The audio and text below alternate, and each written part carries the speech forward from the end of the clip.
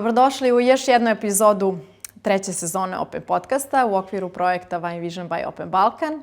I sa nama je danas sjajna Mira Šemić, direktorka francuskog vodiča Gomioja za Sloveniju i Srbiju, vinski edukator i još pregršt stvari. Mira će nam svakako reći, mislim da bi nam bilo potrebno mnogo vremena da predstavimo sve što ona uradila do sad i kakav je doprinos dala zapravo razvoju i vinskoj i gastronomskoj sceni. Dobrodošla, Miro. Hvala lijepo. Hvala za poziv. Taman posla. Dobrodošli ste vrlo, ja mislim, i srećno očekivani od strane mnogih. Hajde za početak onda da nam se predstavite kada pričamo o vašoj vinskoj edukaciji i obrazovanju, onda ćemo se svakako u nekom trenutku prebaciti na Gomio i šta predstavlja koncept njegov i na koji način funkcioniše. Već nakupila sam dovoljno godina i dobar dio života iza mene, tako da sam ja imala puno vremena da bi prošla kroz mnogo iskustava i strast do kulinarike i do vina mi je bila maltene dana u koljevku, jer moji su dobro jeli, dobro pili, tako uvijek su bila otvorena vrata. Tako da već od malog sam bila sklona, a i vidi se i po meni, da volim dobro pojesti i popiti. Otišla sam u Ljubljanu 72. davne, možete misliti kad je to bilo. I otišla sam studirati ekonomiju i radila u branši. Igrom slučaja ušla u sajamske poslove. I velika stvar je bila moj interes još dodatno za vino, što smo mi na sajmu imali duty free shop. I normalno mi špediteri koji smo im nosili te neke posebne kartone koji su se potvrđivali pa se moglo kupovati alkoholno piće, vino, šampanjci i sve ostalo. Tako da smo imali otvoren pristup do toga. A sa strankama, stranke sam vodila, 95% su mi bili stranci, sam vodila na ručkove večere. Tako da sam ja zaista nekako cijeli život me prate restorani i dobro piće. Afinitet imam prema vinu, normalno volim popiti nešto žešće. U Srbiji sam se pod navodnicima navukla na rakijicu. To je istina, to je prekrasno. Otkrila sam rakiju posle svih silnih viskija, konjaka, armanjaka, ne znam čega. Tako da mi je užitak sada i popit. I zaista rakiju populariziram u Sloveniji. Tako da vjerojatno to što sam radila na sajmu i bila špediter. Kroz naše ruke su prošle hiljade i hiljade boca koje su došle na ocjenjivanje. Ja ne znam da li znate. Ljubljana je prva na svijetu, 1956. organizirala vinsko ocjenjivanje. Vjerojatno to niste znali. Tako da, eto, imala sam priliku i ja sam je dobro iskoristila. Baš dobro, jer sam imala priliku da onda pijem sve ta najbolja vina iz cijeloga svijeta. Tako kad sam došla u Australiju i Novi Zeland, kad su čuli iz Ljubljane, s ponosom su svi pokazivali diplome i nagrade koje su u Ljubljani dobijali. Jer je to bio baš onako ozbiljan međunarodni žiri. Tako da je nešto iz naše bivše države zaista bilo elitno i na visokom nivou. Da. A da li danas na nekom nivou se organizuju ocenjivanje u Ljubljani? Ne, nažalost. To je sve zamrlo sa raspadom države nekako. Čak sam se ja bavila mišlju da bi ja preuzela to. Ali onda kad sam sabrala 2 plus 2, da nije 4, nego će me to koštati 6 i 8, normalno da me prošla ta ideja. Sviđa mi se da je u Srbiji počeo Wine Vision. Prava stvar. To će popularizirati i vinarstvo Srbije i sorte koje su u Srbiji, pogotovo autohtone, jer svijet uvijek traži nešto autohtono. Apsolutno, da. I posle toga u nekom trenutku ste se priključili tako WSET-u kao najprestižnijoj vinskoj školi, je li tako? Ne, ovako je to išlo onda, taj moj put. I kako sam stalno sanjala o restoranu, ja sam u roku 6 mjeseci kupila i napravila restoran. Davne 1995. kad sam imala 130 vina na čašu, kad sam već 95. imala 7 i 9 hodni meni, 7 ili 9 gangova, baš tasting meni da se moglo evo i tako probati vino uz određeno jelo. Mislim da se napravila veliki iskorak apsolutno. ka savremenoj i kulinarici, i uživanju i kombinaciji hrana i vino. Tako da svo to moje poznavanje vina bilo isključivo kao konzument. Htjela sam produbiti to znanje i da jednostavno naučim i o tom vinskom bontonu. Nije to samo, ljudi misle da se to nagne pa se popije. Treba razmišljati o vinu, treba prepoznati vino, treba vidjeti finese i nijanse koje vino nosi.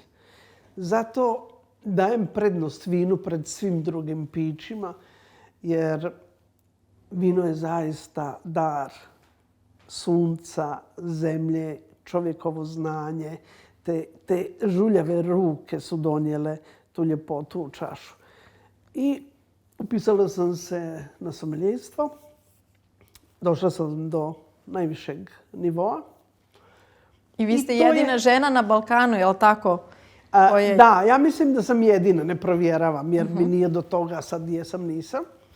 Ali sam sommelier najvišeg stepena. Onda sam u Londonu završila WSET ili Wine and Spirit Education Trust diplomu. I još sam to nekako nadgradila u austrijskom Rustu, u Burgenlandu. Napisala sam jednu temu, Rumena Rebula, to je autohtona sorta, tvrdim ja, iako Sloveni se i boje reći da je slovenačka, nego kao talijanska i slovenačka. Ja mislim da je slovenačka, jer do gdje je došao, to je u Furlaniji, do gdje je došao slovenački čovjek je došla i Rebula. I baš ona najbolje rezultate daje u siromašnim uslovima.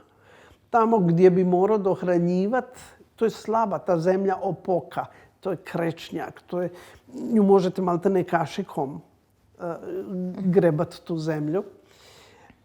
Tamo je Rebula najbolja, tamo je carica. Gdje sve drugo bi se mučilo, trsovi, jedva bi preživljavali, morali bi navodnjavati, dohranjivati sve. Rebula cvjeta i očarana sam. I od Rebule radite sve. Od pjenušca do super slatkog vina. Ima debelu kožicu, nije podložna bolesti, uvijek zadržava visoku kiselinu, što je jako važno s ovim vremenskim promjenama. Ne razvija preveliki šećer, pa posljedično niti alkohol. Tako da je idealna sorta i dođem ja to, odobre oni meni. I sad 4 ovako sjede, pa me gledaju šta ova iz Slovenije. I kaže on, gdje ste izabrali kao tu temu? Ja počnem nabrajati, hvaliti. You are really in love with Rebula. Sam rekla da, i vidjet ćete i sami, probat ćete. I onda su mi rekli da kapu dole, da je zaista krasna sorta. I sada kada pominjete autohtonu sortu iz tih delova, kada se osvrnemo na naše autohtone sorte, kad kažem naše, mislim srpske zapravo, šta biste tu rekli? To se zna. Ja idem u restorane gdje mogu popiti smederevku, gdje ću probat probus, gdje ću popiti prokupac, normalno, dobar šardone, dobar sauvignon, sve je to krasno. Ali ja kad sam u Srbiji, i to me smeta, krenu se strana vina. Otvorim vinsku kartu i puno puta srbijanska vina predzadnja ili zadnja stranica. To me jako naljuti. I stalno govorim, na prvo mjesto morate davati apsolutno ponudu srbijanskih vina. I autohtona ispostaviti.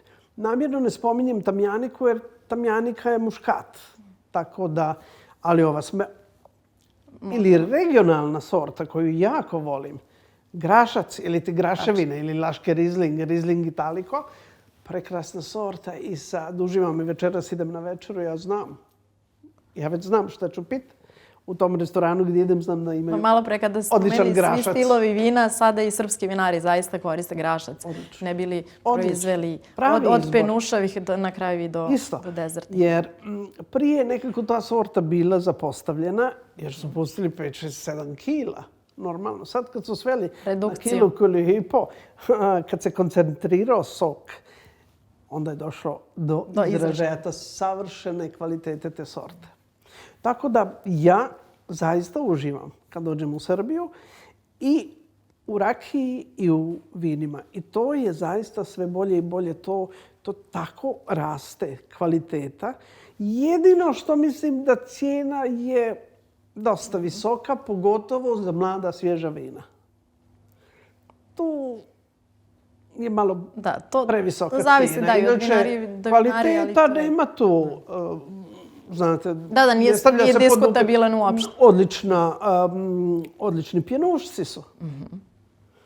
Tako da, crveni... Malo pre kada ste spomenuli probus, penušavac od probusa, ne znam da li ste probali. Ne. Da, jedna je vinarija proizvela, tako da dosta se sad i kod nas eksperimentiše zaista. Mislim što... Odlično.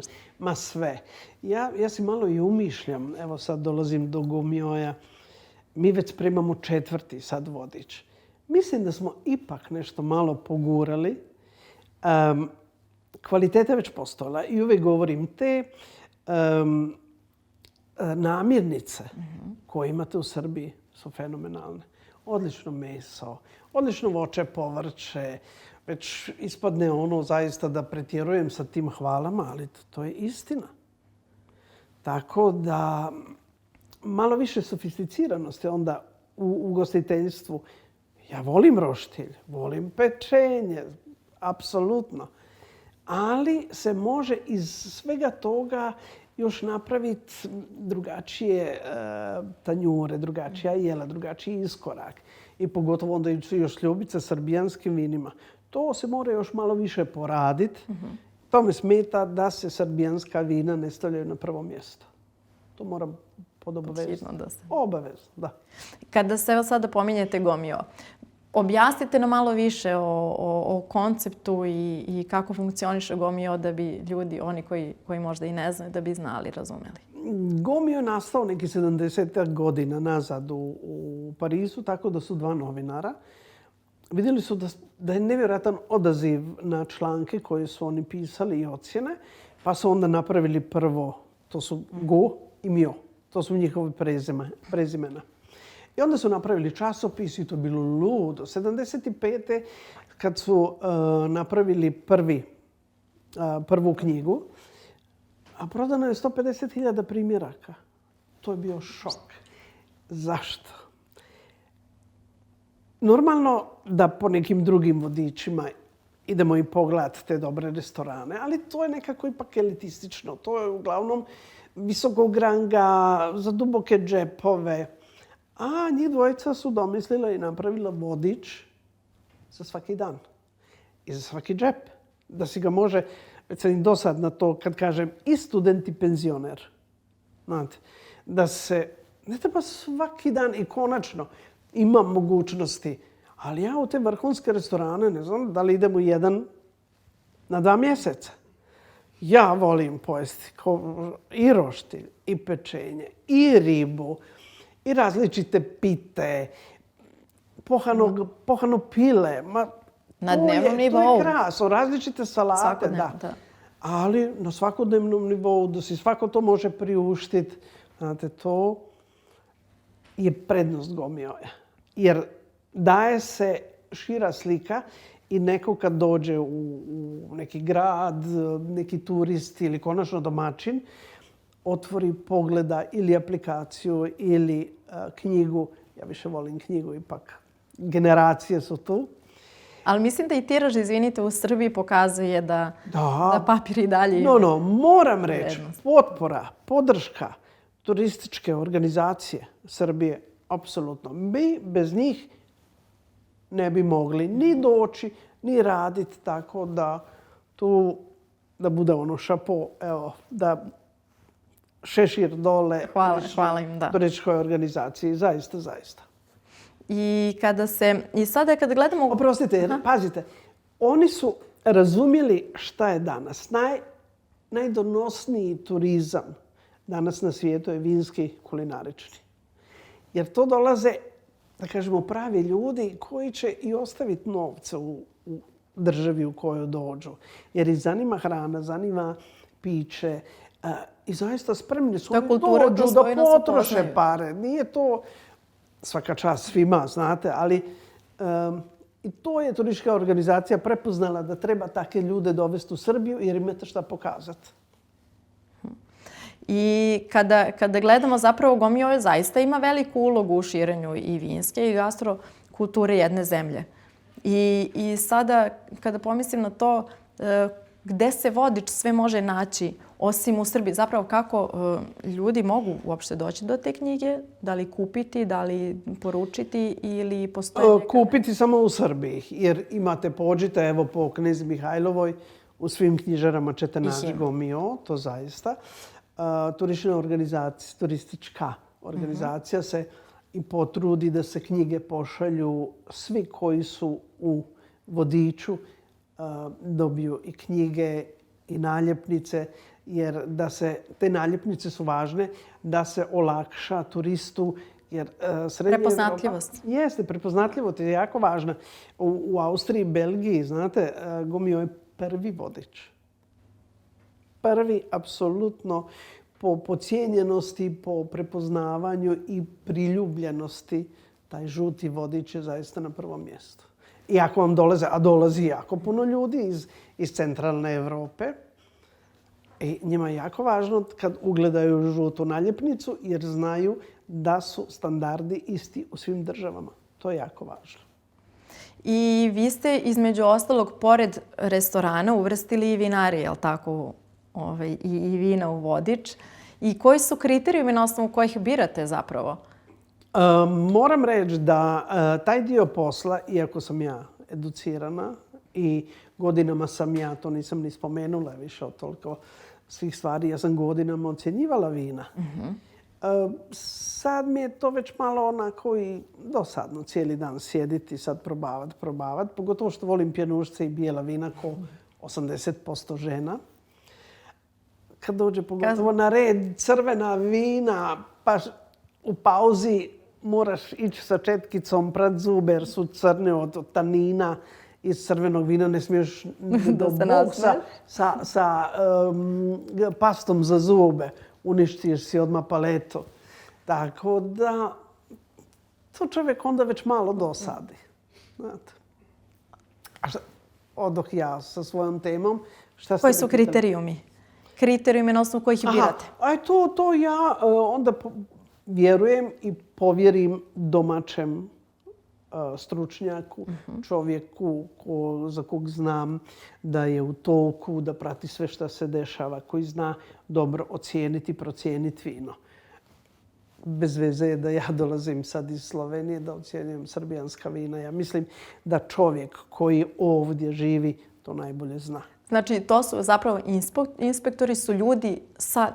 Sad govorimo o vinu ili o hrani. Aha, znači okej. Vino odrade 2 čovjeka, Dobro. A inspektori, imamo 7 inspektora. I sad uvijek sve zanima ko su inspektori.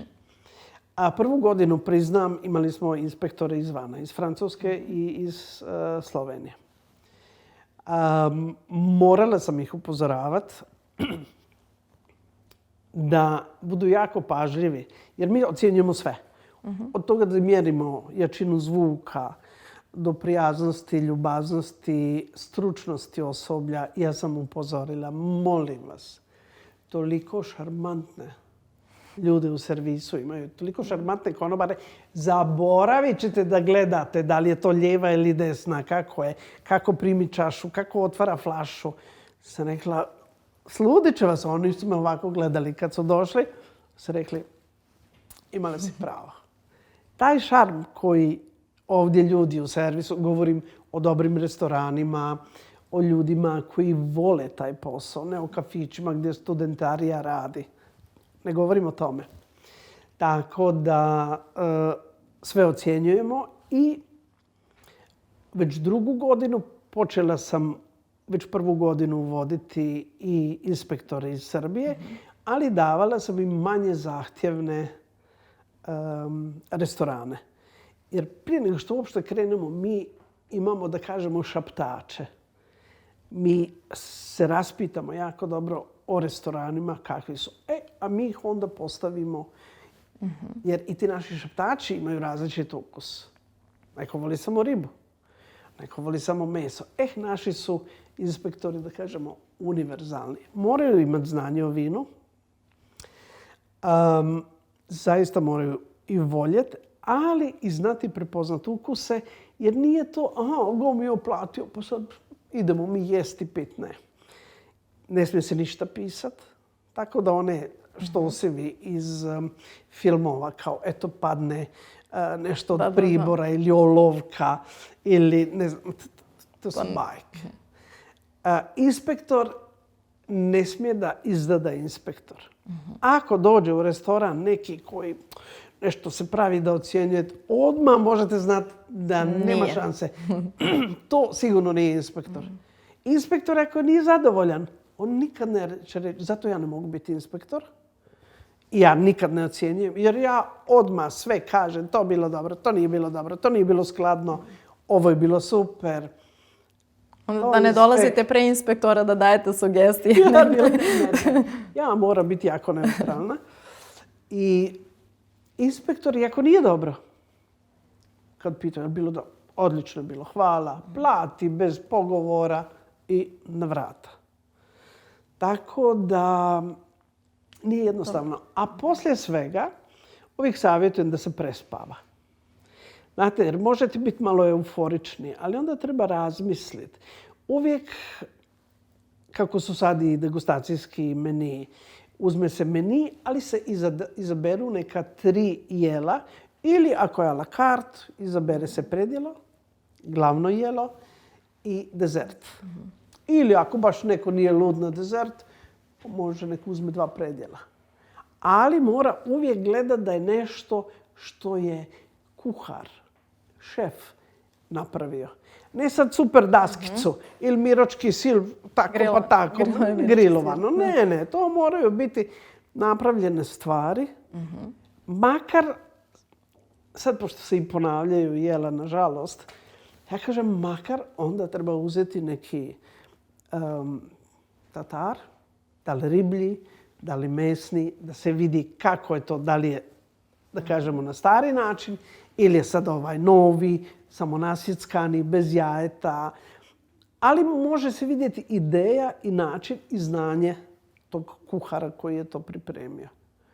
Tako da te na daskicu narezano što se ne priznaje. Nije ni šef narezano, nije relevantno, pomoćnik, zaista, to je bez veze.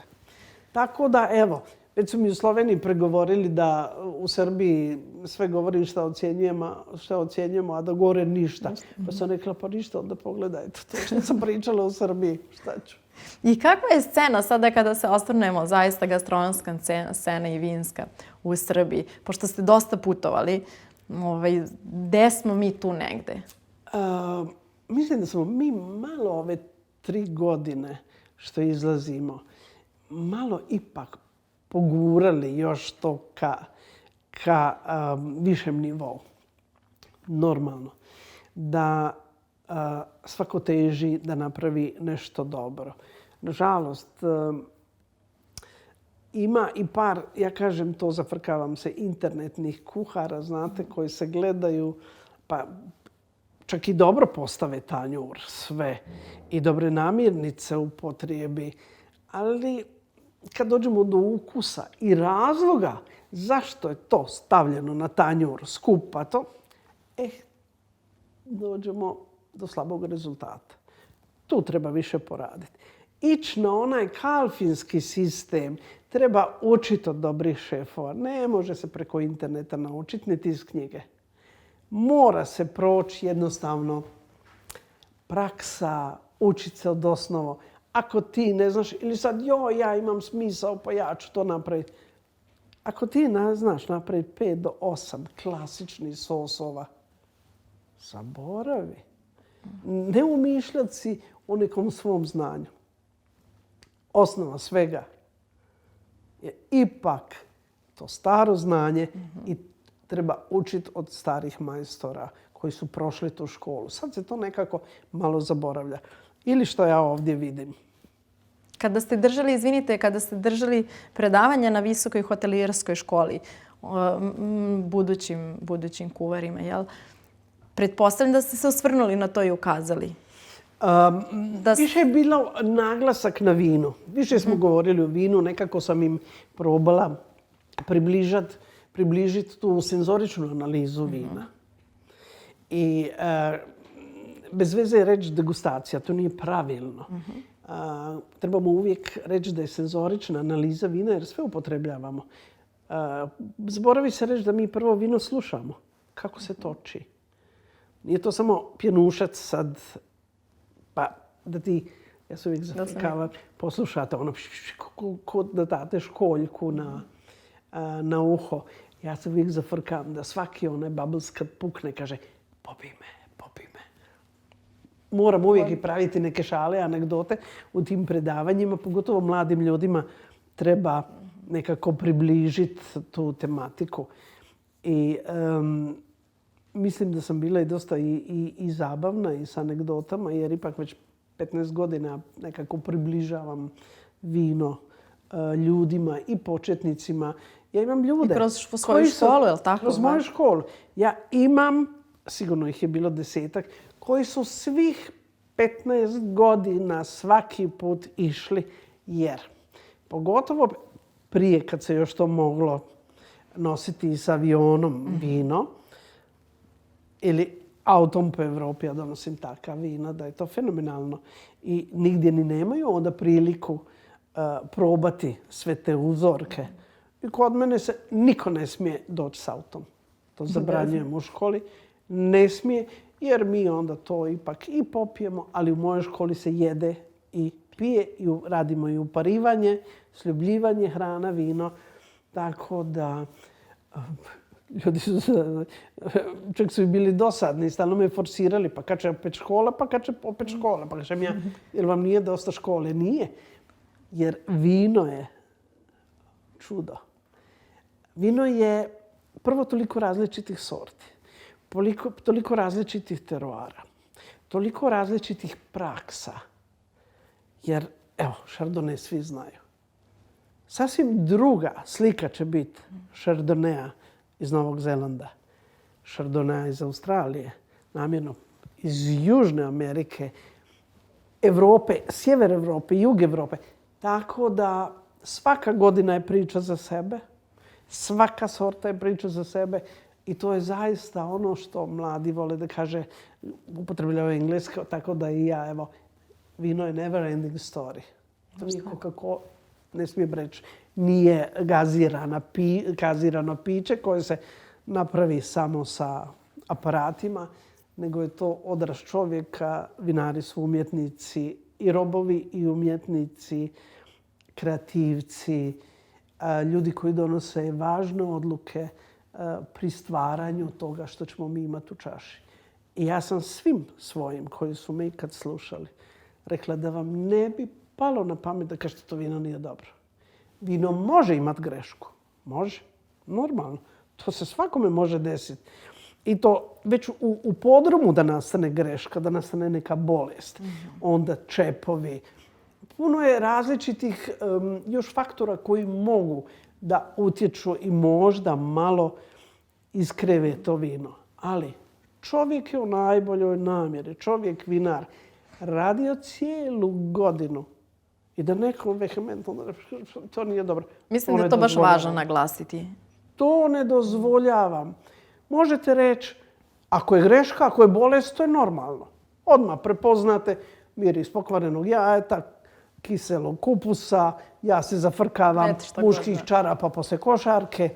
To znate da je neka bolest, da je zaista greška u vinu.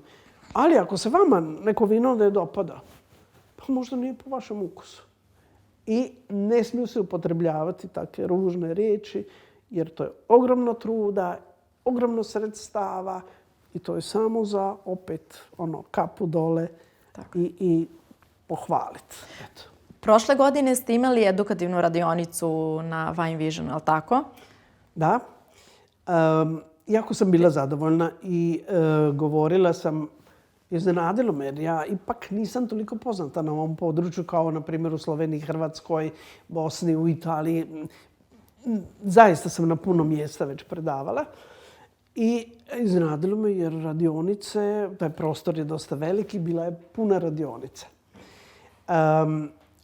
Upravo sam predlagala to što ja mislim, kad je trebalo odabrati temu, ja sam rekla, ajmo se opet malo baviti sa senzoričnom analizom, da ljude uopšte uvedemo u to kako se vino proba, kako se vino analizira. Bez široke baze publike i mladih ljudi koji će zavoljeti i znati cijeniti i ocijeniti vino, mi možemo sve zaboraviti. Mogu to biti uvijek nas 15-20 isti. Uvijek isto ovo govorim i u Sloveniji i u Hrvatskoj. Sjednemo okrugli stoj, sad mi pametujemo pa nešto degustiramo. Probavamo, ne degustiramo. To je bez veze. Treba to približiti širokoj publici, a ne još uvijek da srećete mlade ljude koji ne znaju ni primiti čašu na pravi način. Da, mislim da je to zadatak zaista svih nas, da približimo ljudima. Apsolutno. Ne sad nijanse, pa otvarati neka skupa vina, neka zorena vina koja zaista i puno koštaju, da bi tih 15-20 mogu se sjetiti, uživali u vinu. Ma ne, ko će to probati, sad nahvaliti, aplaudirati. I konačno, ako mislimo na budućnost vinarstva, pa treba napraviti široku bazu ljudi koji će to vino i kupiti. I koji će uživati u to. Često se zaboravlja na žene. Ali ako je kod kuće večera, ja se i par članaka sam pisala tako malo i duhovitih na taj račun, pogotovo sjetite se ljeti. To je majstorione za roštiljem. Žena je otišla, osmislila, nabavila, kupila, donijela, odabrala vino i onda on još za roštiljem vičeš ajmo, gdje? I onda ona nosi i donosi. I zaboravljam da cijeli ovaj cirkus što radim. Da su žene te u stvari koje koliko posto slučajeva biraju vino? 70-80% će žena otići i kupiti vino. Pogotovo ako je to neko miješano društvo, ako to nisu opet skupljeni znalci. Otiće pogledati nešto ugodno, dobro, približno bijelo, crveno, šta će ići uz tu hranu. Treba raditi na toj edukaciji. Na edukaciji i domaćice, i studenta, konačno i nekog čovjeka koji je već i stariji, pa je prije možda žestu pio, a sa godinama više to ni ne može, ni zdravlje ne pomogne, ali čaša dobrog vina. Dokazano, pokazano, ljekovito i dobro. Vino ne pravi alkoholizam. Nema, to je glupost. Vino bi trebalo staviti u kategoriju hrane.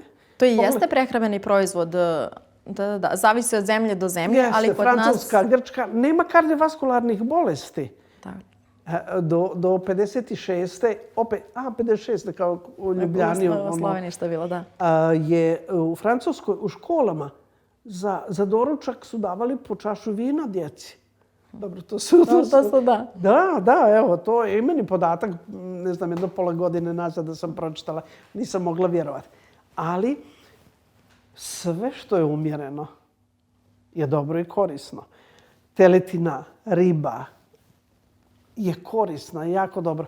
Ako pojedete 3 kile ribe, pa ima da crknete. Znači, sve što pretjerujemo nije dobro. Ali vino je korisno i treba ga propagirati. I ne vidim zašto bi oporezivali kao alkohol. Mislim da se u Srbiji isto tako ne. Jer to su ogromna ulaganja da se dođe do te čudesne tekućine u čaši. Kada pričamo o trendovima koji dolaze, ono što negde se globalno propagira i šta vas to intrigira kada pričamo i o tehnološkim nekim novim i procesima i sortimentu i stilovima Zadnjih vina? 50 do 70 godina taj napredak tehnologije u podrumu, to je najveća stvar koja je napravljena. Jer smo došli do tih krasnih voćnih vina sa lijepom svježinom, ne govorimo više o kiselini, govorimo o svježini, koja su i nižeg alkohola, gdje je došlo do kontrolirane fermentacije, ohlađeno, na primjer, kod bijelih vina negdje do 12-14, čak crvena vina da fermentiraju, znači kad se stisne grože, pa ostavi se sa kožicom u kontaktu taj grozni sok ili ne. Uglavnom, to je fermentacija kad kvasci šećer pretvaraju u alkohol. I taj napredak tehnologije u podrumu, mislim da je to najviše i najbolje što se desilo. I trendovi vinski, ja ne znam zašto bi se mi vraćali 100-200 godina nazad. Orange wine. Prvo, Amerikancima je trebalo objasniti da to nije iz naranči vino, pomaranči, nego je to bijelo vino napravljeno na način crveno. Znači da ostane u kontaktu sa kožicama, da se izvuče više boje, da se izvuku tanini, još više mineralnih tih sastavina, nego što ako se samo stisne pa se iz tog samotoka napravi vino. Ja volim pit različita vina. A rekoh vam, od pjenušaca do bijelog vina, rozea. Hvala Bogu da su prestali damski rozeji, ne znam šta su uvijek bili slatki. Otkud je to bilo vinarima da žene piju samo slatko vino. Sad su i rozeji krasno, zadnjih 4-5 godina, suhi. Da, mijenja se to. Sve će to doći na svoje. Normalno, treba biti takav segment. Ali ne da su sva roze vina sa ostatkom nepovrednog šećera. Bez veze. Baš bez veze.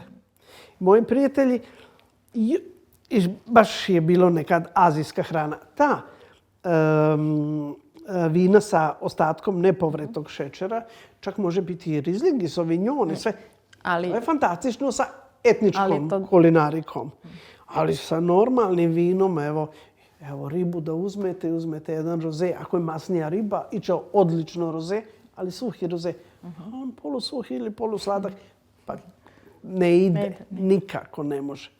Jer i u tom rozeu ipak ima malo tanina.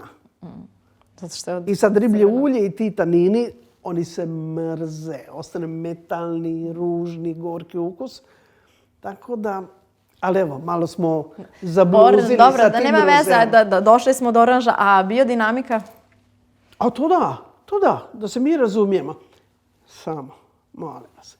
Ko ima uslove? On je ima biodinamično, to je super napravljeno. Susjed šprica, onaj šprica, suave. Ako, to uvijek dadnem primjer od Venecije naprijed kad se ide.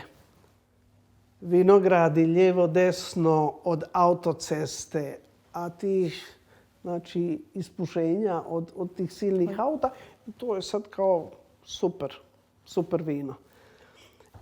I kao biološko i ne znam šta. Treba što manje upotrebljavati, ali to se toliko smanjilo. Upotreba pesticida, ne mogu sad sjetiti svih tih kemičnih loših utjecaja. To se zaista smanjilo. Upotrebljava se ta kisela glina, pa se šprica. Ili se pokosi ta trava, pa se napravi čaj, pa se s tim šprica. Ili, normalno, Japanci se domisle sve, pa se sa feromonima daju trakice, pa sve te onda bube ili škodljivci ti koji napadaju vinsku trtu. Vinovu lozu. Vinovu lozu, bravo. Ode na to, tamo se zalijepi i znači ne napada. Ima puno sredstava. Tako da ma rijetko ko još upotrebljava ta zaista ta negativna, ružna, hemijska sredstva za prskanje. Ali, da bude red, u vinogradu to da. Šta ja, ali ljudi koji su vinsko educirani, i sommelieri, i WSET, mi razgovaramo, pogotovo još i ovi koji imamo neko iskustvo. Ja poštujem svačiji ukus, ali trend, hvala Bogu, već dobro prolazi. Orange wine. Znači, bijelo vino napravljeno na način proizvodnje crvenog vina. Jest. Nema ga junaka koji će uzeti orange wine, pomirišat, probati i reći rebula, sauvignon. Nema ga, jer su sve tercijalne arome. Imamo primarne, sekundarne. To su sve tercijarne arome i to je uvijek kao da je kasna jesen u čaši. Ja to tako kažem za tu vrstu vina. A što ću ja cijeli obrok, cijeli dan, cijelo veče pit uvijek isti ukus, isti tip vina. Zato radimo pairinge, zato radimo sljubljivanje hrane i vina sa različitim sortama. Sa različitim načinom proizvodnje tog vina. Tako da ja nisam normalno. Ako domaćin ili restoran nema neko lakše crveno vino koje bi išlo uz hranu koja se jede, onda ću ja uzeti čašu 2 tog orange wine-a, jer ima tanine, ima punoću, viši alkohol, sve. Podržat će svakako. Jest. Tad ću, ali kažem da nevjerojatno šta se dešava, da zagovornici tog orange wine-a, za njih ne postoji ništa drugo. Ništa nije dobro, samo to. To je prirodno, to je natur. Ili govoriti šta je prirodno ili šta nije prirodno vino. Svako vino je prirodno.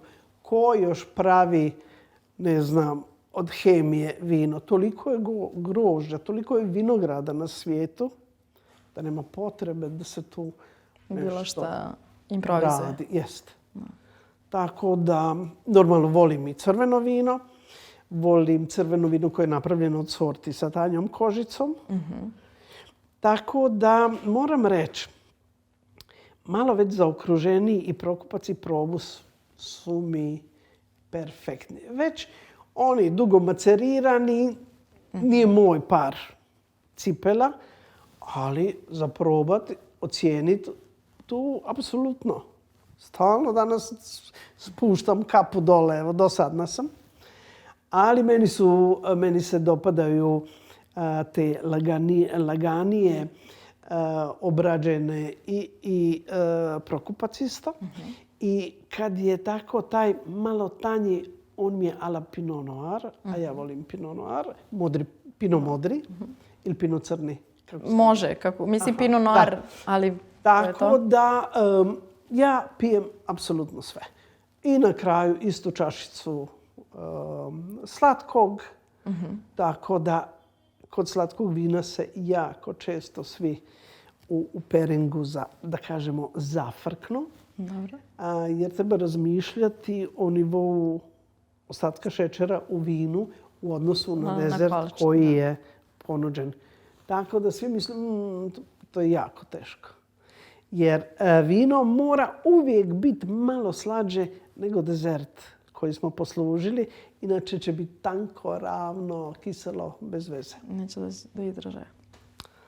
Tako da, evo. I ono što sam malo pre pitala, u stvari vi ste mi dali ideju, koje biste vino odabrali i gde biste ga najdraže popili, gde biste uživali u njemu?